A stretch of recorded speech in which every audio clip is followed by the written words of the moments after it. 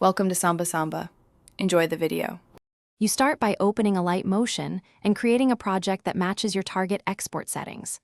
Once done, make sure the app has storage permissions so presets and packages load correctly.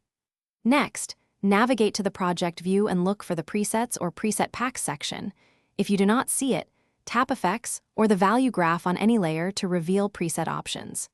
This first step places you right where presets are stored and applied. You then search and preview presets to find the right look. Use the search field with specific keywords such as glitch, transition, or color grade to narrow results. Once you find candidates, tap each preset to preview it on the selected layer and tweak intensity or blend mode to test compatibility. Also inspect the preset pack details and author so you know version compatibility. This prevents applying a preset that breaks your composition or needs a newer app build. Finally, import and apply the preset to complete the process. Use Share or Open In to bring Amproj or package files into Alight Motion and move them into My Presets. Then apply the preset and fine-tune keyframes, masks, and color values to match your footage.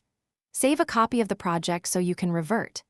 If the preset fails to load or behaves oddly, clear the app cache, update Alight Motion, or re-download the pack.